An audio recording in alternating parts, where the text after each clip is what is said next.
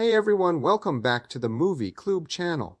Today we're going to check out one of the highest grossing adult movies in cinema history and one of the most unforgettable performances ever, Joker from 2019. We'll look at the little story details, cool facts, and the message this movie had for us. So first, lem tell you a super weird and interesting fact about the movie. Back in 2017, when they announced Joker was happening, director Todd Phillips said they'd take inspiration from a comic book version that's totally different from any Joker we'd seen on screen before. That made people guess they were gonna adapt the Batman A Death in the Family comic from 1988. In that comic, the Joker works as an ambassador for the UN in Iran, using diplomatic immunity to commit crimes. It came out right after the U.S. Embassy hostage crisis in Iran, so they brought that real, life tension into the story. Media back then got things wrong, though. They showed Joker in Arabic clothing, but luckily that guess turned out to be wrong. What Todd Phillips actually meant was he wanted to make a DC movie with no superhero, more like a social commentary, something no superhero movie had done before. In the comics, Joker's always the cause of chaos, like in Nolan's films, where he tries to break society. But in the 2019 film, they show how Joker himself is born from chaos because of society's pressure on Arthur. In the first scene, we hear on the radio it's 1981. City workers are on strike, so trash is piled up everywhere. Right away we see the movies influenced by Taxi Driver's Martin Scorsese, which had the same vibe. Joker tries to force a smile with his own hands, because real laughing is hard for him, but his mom always told him to smile, so he forces it while crying. That crying was actually improvised by Joaquin Phoenix. Todd Phillips was shocked when he saw it. Let's talk about Joaquin Phoenix's laughs. He designed 3 types. First, the real laugh only when Joker is fully in control, like laughing at Thomas Wayne's death or on The Murray Show. Second, the famous Joker cackle weird voice Arthur makes when he tries to fake fitting into society, like when coworkers make fun of someone and he joins in. Third, the painful laugh inspired by a real neurological condition called PBS, emotional laughing disorder, uncontrollable laughing caused by brain injury, often seen in MS or stroke patients. The voice sounds like laughing, but the face looks like agony, and Joaquin nailed it. In the story, Arthur has 2 personalities, Arthur's second main and Joker's secondary. As the movie goes on, Joker grows stronger. Every time Arthur gets humiliated, Arthur feels worthless, but Joker gets angry. When Joker is suppressed, we hear that painful laugh. It's like the sound of Joker being held back. Want to know who's in control at any moment? Watch which hand he uses. Right hand Arthur, left hand Joker. For example, writing jokes with right hand. Then later the handwriting changes and the jokes disappear when he switches to left. Same with smoking, right hand the whole movie. But after the Murray Show invite, he holds the cigarette with his left. Same with the gun practices with right, but kills those 3 guys with his left. Another example, early in the film, Joker does a street performance in front of a cinema playing porn. Almost all cinemas in the movie show porn, especially in the final scenes. Why? Because Scorsese was a producer, and Joker 2019 was inspired by Taxi Driver. That movie was a social critique too, and Scorsese said he showed society's decay by having porn in cinemas. Same here, both movies share the same message. At the start, Arthur gets beaten by teenagers. Kids' teens usually symbolize the future. The director wanted to show that Gotham's future is doomed. That opening scene matches the ending. When chaos takes over, Thomas Wayne is killed and people riot. Even after all that, things won't get better. Gotham's future is hopeless.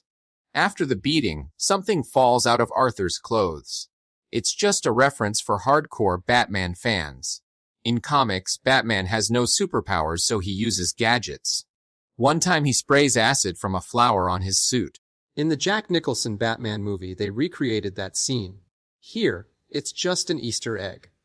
Later, Arthur visits his therapist. Her face, voice, and mannerisms are identical to the therapist in the final scene.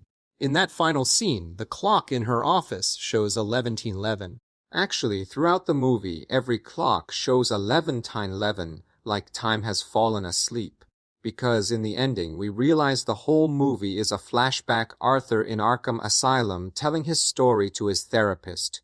That's why clocks are frozen. There are also weird mistakes or mismatched details in the movie. That's a Kubrick move. Stanley Kubrick said when people remember things, they mess up details. So the director intentionally changes small things. Example, Arthur escapes from cops and gets on train phase 7, but later the cops get on train phase 6. Or his clothes perfectly match Arkham's wall colors. But the real Arkham we see at the end has white walls clean. Arthur remembers it dirty because he hates it. Lots of little details like that. Back to the therapist scene. Arthur hands her his joke notebook. She flips through it and sees a line. "I hope my death means more than my life. We'll get back to that later." Then Arthur goes home to his mom and finds out she also has mental health issues and was once in Arkham. In DC lore, many crazy people go in and out of Arkham. Important note, Arthur is super skinny. Joaquin Phoenix only ate veggies and legumes, apples, lettuce, beans for 3 months and lost 22 kg. His body was so weak that, in one scene climbing stairs, they had to cut the shot, because it took him 30 minutes to climb them. Also, no reshoots. Each scene was shot once or twice max, because Joaquin didn't have the energy for more. Why is Arthur so skinny in the story? Because he gives all the food to his mom. She's always eating, but Arthur has nothing. He's more like a parent to her. Later they watch the Murray Show. Arthur imagines himself in the audience, and Murray says something like, "What a good kid. Every parent wishes they had a kid like that." That's something Arthur never heard in real life. Shows what he's missing emotionally. Then his boss punishes him for the broken sign from the teen's attack by taking money from his paycheck. Later, Arthur kicks trash bags in the same alley where he was beaten. The director said Arthur is imagining beating up those teens, so violence is slowly growing inside him. Whenever Arthur's life gets unbearable, a boss finds him. Stand-up comedy fails. Mom has a stroke, etc. He starts seeing the Sophie character. But careful, Arthur sees her. Joker does not. That's how you know who's in charge. Arthur goes to do stand-up at a club called Pogo. That name is based on a real killer clown named John Wayne Gacy, aka Pogo. He was a serial killer who performed as a clown at parties, made kids laugh, then tricked them into his car and killed them. His first murder was 1972, continued for 6 years. Newspapers wrote about a clown kidnapping kids, but he kept killing. Joaquin Phoenix's makeup in this movie is actually inspired by that real-life Pogo. At the comedy show, they cut away. We don't see how it went. Next scene, Arthur's home, writing jokes with his right hand, normal music.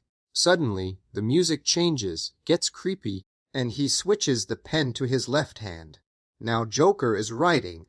The worst part about having a mental illness is people expect you to act like you don't. Then, because his gun fell out during a performance at a kid's hospital, he gets fired. His reaction is the same as when he was in Arkham before. He's not a clown anymore. Now it's time for Joker to make his first real move on the subway. He kills 3 guys. The murder happens at Station 89. Philosophers say 9 means the end of a cycle. After 9 comes a new beginning. That means the hero has gone through a deep transformation. Like the movie Ponyo, remember how the hero was childlike.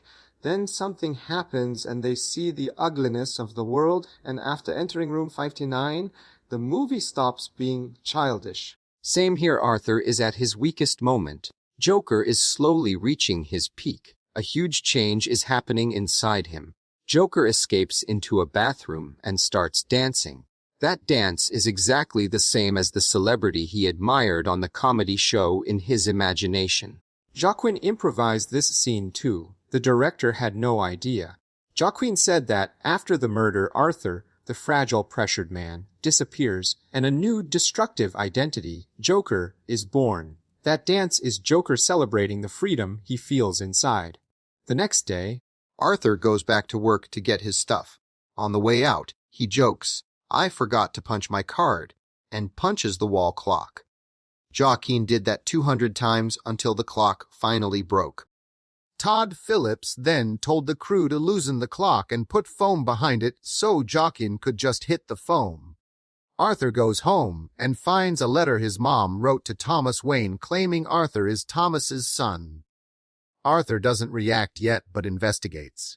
he goes to Wayne Manor and sees young Bruce. The director does something cool. Bruce and Arthur are dressed exactly the same. That's to show the class gap. Two people born into different families. How different their lives can be. Alfred stops Arthur from talking to Bruce. This Alfred is young since it's 1981.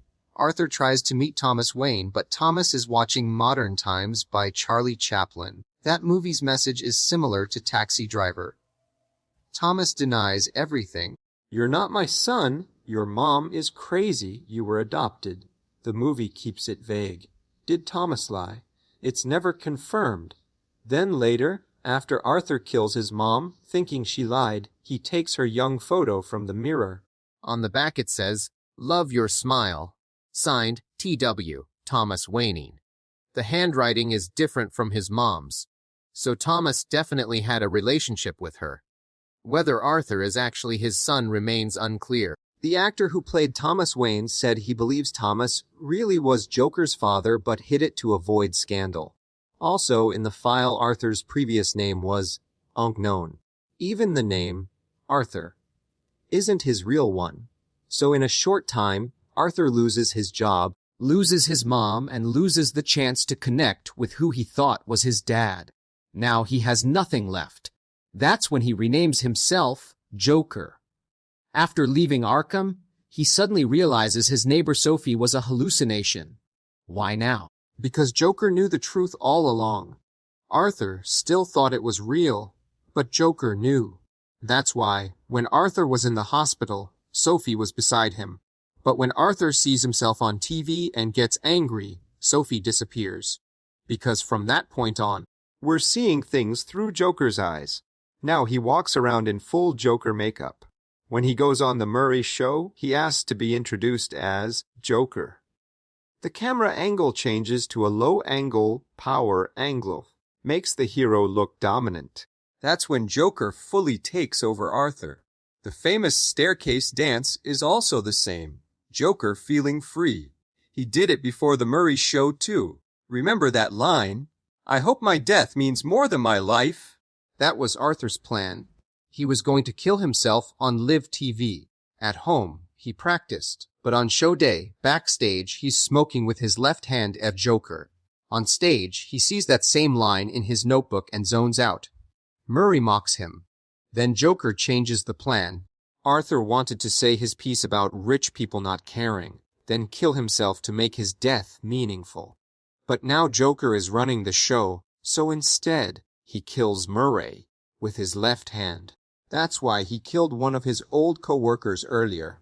He wasn't coming back home, so he didn't need to hide the body.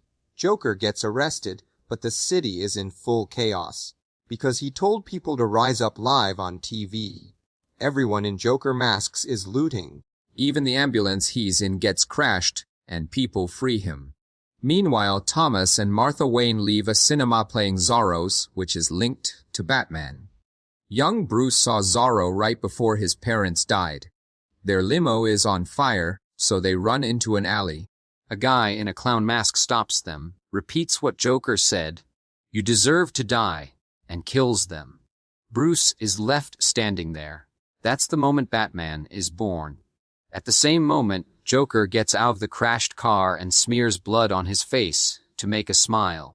They wanted Joaquin to cut his mouth open like Nolan's Joker, but Christopher Nolan was a producer and said only his Joker can have cut mouth, so they just did a blood smile.